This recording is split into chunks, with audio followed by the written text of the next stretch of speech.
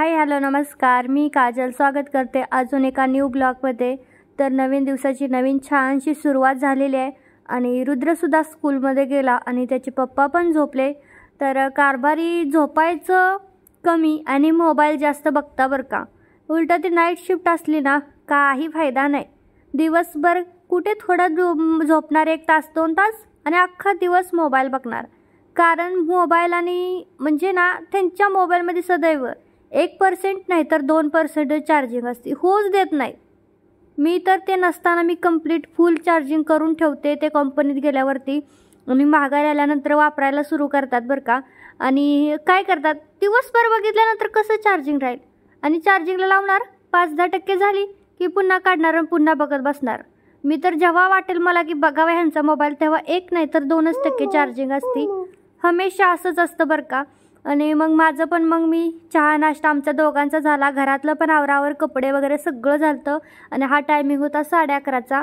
मग 12ला मी स्वयंपाकाला चालू करते। मग अर्धा तास होता, म्हटलं अर्धा तास काय करावं, म्हटलं चला जो मी ड्रेस घेतला ड्रेस मटेरियल तो शिवून टाकावा म्हटलं पटपट, कारण की त्याला खूप दिवस झाले मी घेऊन ठेवला आहे आणि आता इथून पुढे जरा खूप जणांचे बड्डे वगैरे हे ते सुरू होणार आहे तर होईल म्हटलं घालायला। म्हणून मग माझं इथं आता ड्रेस शिवायचा म्हणजे टॉपवरचा मी शिवते, पॅन्टचा अजून नाही काय। तर पॅन्टसाठी इलॅस्टिक वगैरे लागणार होतं, ते मटेरियल माझ्याकडे आहे इलॅस्टिक पण ते पुरणार नाही, म्हणून म्हटलं उद्याच मटेरियल आणावं आणि मग पॅन्ट शिवावी असं माझं झालेलं। म्हणून मग आधी मी इथं टॉप शिवायला घेतला वरचा। तर मी तुम्हाला सांगते हा जो कुर्ता किंवा टॉप आहे ना वरचा शिवायचा तो साधारणतः 20 ते 25 मिनटाचं काम आहे जास्तीत जास्त। मी तर लिहून देते की मी 25 मिनिटामध्ये एक कुर्ती स्टिचिंग करू शकते। काहीच अवघड काय म्हणजे नसतंच त्याच्यामध्ये, काय करायचं आहे फक्त गळा व्यवस्थित करायचेत आणि शोल्डर जोडायचं आणि बाह्या जोडायच्या आणि फिटिंग करायचं, एवढंच काही ते काम आहे। आणि पुढच्या साईडला तर लेस असल्यामुळं ड्रेसला तिथं काय फोल्ड बिल्ड करायचा तापच नाही, फक्त मागच्या साईडला फोल्ड करायचं आहे। तर मोजून मी अर्ध्या तासाच्या आतच ही कुर्ती शिवली होती, कारण मी टाईम लावला होता। मी बघितलं होतं की मी 11:30ला स्टार्ट केलं होतं आणि 11:45च्या आधीच म्हणजे 12ला 10 मिनटं कमी असतानाच माझी कुर्ती तयार झाली। तर फायनल लुक तुम्ही बघा। तर मला इथं पुढच्या साईडला वाटत होतं की मी पानगळा केलता आणि लेस लावावी पिंक कलरची, कारण पिंक कलरची खालची लेस आहे तशी आणून लावावी, पण आता माझ्याकडे नव्हती, बघू आणून कशी लावता येईल। पण खूप छान म्हटलं, जाड होईल म्हणून थोडा लूज ठेवला आहे बघा, नाहीतर माझे कपडे फिटिंग असतात बरोबर, पण म्हटलं थोडं लूज ठेवावं। आणि फिनिशिंगसुद्धा तुम्ही बघू शकता किती छान आलं होतं। तर कसा मी हा टॉप शिवला आहे मला नक्कीच कमेंट करून सांगा।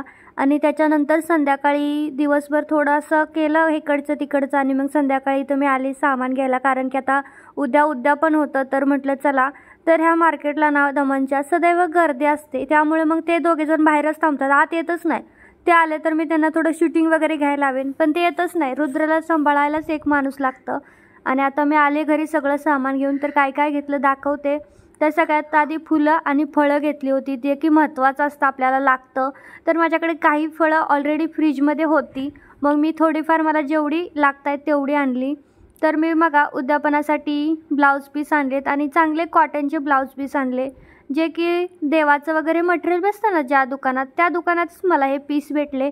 आता त्याची साईज वगैरे मी एवढी काही चेक केली नाही किती मोठे आहेत छोटे आहेत, पण ब्लाऊज पीस छान होते, मटेरियल पण छान होता म्हणून घेतले।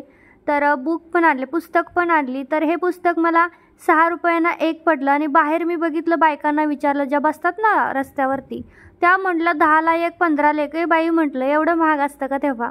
मग मी त्या दुकानात गेले, मी रेग्युलर ज्या दुकानात सामान घेते ना त्या, तर मी काय केलं 4 हिंदीचे आणले आणि 2 मराठी आणले, कारण मराठी आधीच माझ्याकडे 2-3 पुस्तकं आहेत मराठी आणि इथं बायका पण जास्त मराठी नाही आहेत, त्यामुळे हिंदी दिलं तर कसं वाचू शकतात, मराठी दिलं तर त्यांना कळणार पण नाही, उगाच त्यांच्या घरात पडून राहणार देवीचा अपमान, म्हणून नकोच म्हटलं।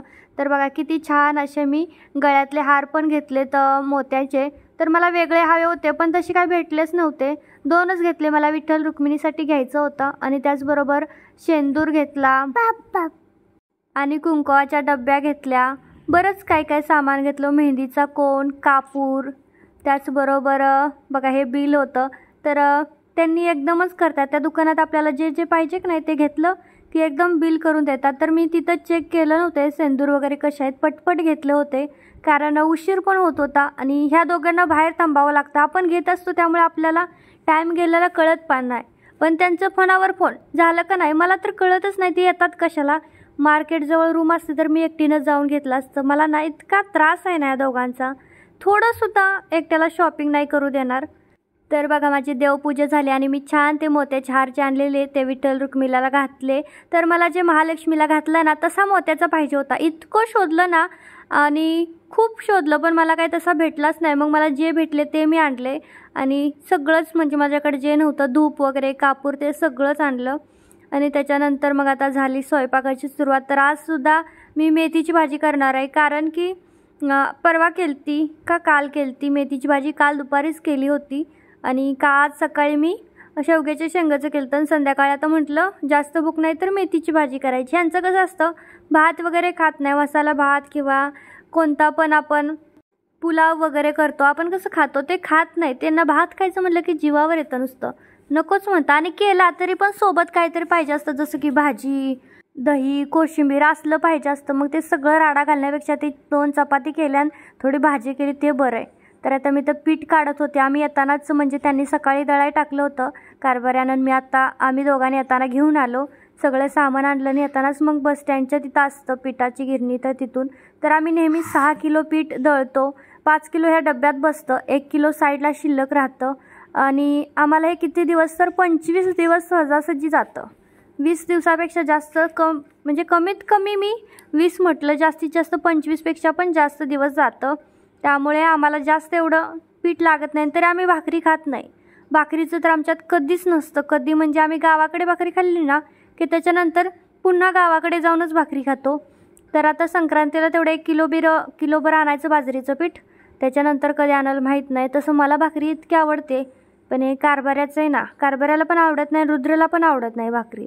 तो तर बिलकुल खात नाही. ते जबरदस्ती केलं थोडी तरी खातील, पण रुद्र तर बिलकुल खात नाही. भाकरी असली की नको म्हणतो मला जेवायला. तर माझं किचन बघा किती छोटं आहे आणि माझं किचनमध्ये सामानसुद्धा किती छोटं आहे. एवढ्याशा सामानात मी सगळं ॲडजस्ट करते. जे खाली दिसते तुम्हाला तेवढंच काय ते 4 टिंग्या असं माझं सामान आहे. आणि वरती खिडकीवरती थोड्या भरण्या आणि वरती एक भांड्याचं, झालं एवढंच काय ते सामान आहे.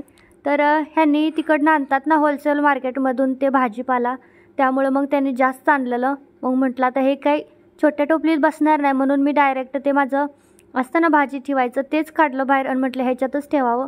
तसं तर मी त्याच्यामध्ये जास्तीत जास्त असं मला जे लागत नाही जसं कागद पिशव्या असलं सामान ठेवत असते त्याच्यामध्ये, कारण बाकीचं सगळं पालेभाज्या मी फ्रीजमध्ये ठेवते. आणि बटाटेसुद्धा मी आज ह्यावेळी बाहेर ठेवले. आणि रुद्रने तर बघा लसूण त्याने डब्यात प्लॅस्टिकच्या डब्यातच भरून ठेवला. म्हटलं माझा लसूण आहे, भरून ठेवला आणि तिकडं नेऊन ठेवला होता. मी आत्ता घेऊन आले वतला. मग तर बटाटे नेहमी ना फ्रीजमध्ये नाही ठेवायचे बरं का. फ्रीजमध्ये बटाटे ठेवले ना त्याला कोंब येत आहेत. मी स्वतः म्हणजे बघितलं, आधी मी फ्रीजमध्ये ठेवायचे तर त्याला लगेच कोंब येतात. तसं तर बटाटे आम्ही जास्त खात नाही, कारण आमच्या साहेबाला ते आलूचा पराठा आणि हे असलं अजिबात आवडत नाही. इतके छान टेस्टी होतात आलूचे पराठे, तरी पण त्यांना आवडत नाही, त्यांचं पोट भरत नाही म्हणे. आणि मग दोघांसाठी करायचं म्हटलं की मला पण कंटाळा येतो, रुद्रसाठी आणि माझ्यासाठी. रुद्र किती खाणार, जास्तीत जास्त अर्धा पराठा खाईल आणि मी जास्तीत जास्त 1 ते 1.5. तेवढ्यासाठी एवढा राडा घालणं मला नको वाटतं. आणि हे काय खाणार नाही, 1 दिवससुद्धा नाही. मी जबरदस्ती केलं तर एखाद दिवशी ओरडून खवळून खाणार व्हायची 4 घास, नाही तर ते बी राहिलंच. तर माझं एवढं सामान आहे बघा, 2-3 डब्बे. तसं तर गावाकडे भरपूर सामान आहे बेडमध्ये, पण मी आणत नाही, कारण ठेवायचं कुठं त्याला. एवढंच सामान आहे तर मला मांडणी वगैरे घ्यावी अशी वाटते, कारण खूप म्हणजे 1 प्लेट काढायला गेलं की दुसरं त्याच्यावरती राडा होऊन जातोय. त्यापेक्षा मांडणी वगैरे असली कसं एका लाईनीत सगळं बसतं. सगळ्यात जास्त किचनमध्ये तर माझा मिक्सरच यूज होतो, मिक्सरपेक्षा दुसरं काहीच यूज होत नाही खरं तर. दे ना मला बाळा, कुणासाठी बनवलीस तू? बाकी आहे मग तू मला देशील? मला भाजल्यावर दे. हां भाजल्यावर दे. हां चालेल चालेल तर बघा आता माझी तर मेथीची भाजी. तर हा तवा इतका काळा झाला आहे ना बापरे, आणि आता त्याला काळाच मला चांगला वाटायला लागला आहे, कारण की त्याला पांढरा जरी केला ना एकाच दिवसात पुन्हा तेवढाच काळा होतो. आणि घासून इतकं म्हणजे, आणि लगेच कसा काळा होतो माहीत नाही. आता झालाय काळा तर म्हटलं होऊ द्या, आता त्याला काय गोराच करायचा नाही. तर काय तेलामध्ये लसूण टाकलं, मिरची टाकली आणि मला मेथीची भाजी करायची होती. तर बघा किती हिरवीगार अशी मेथीची भाजी आहे.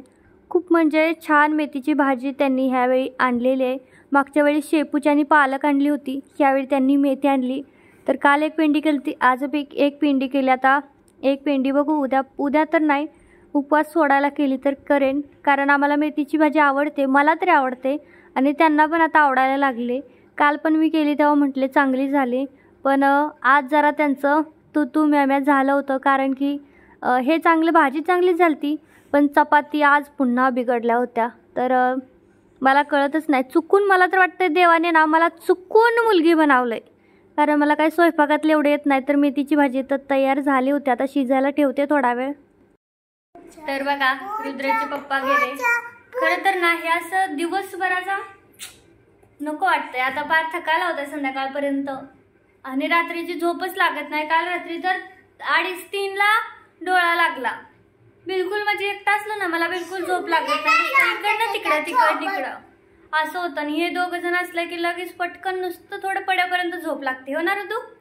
चल 1 2 3 हा 1 2 3 स्टार्टर कर, चस तर कर। चस देखते हैं पहला किसका खत्म हो जाता है, ठीक है? मम्मा वो थोड़ा सा गिर गया। कोई बात नहीं, पी लो, चलो फटाफट।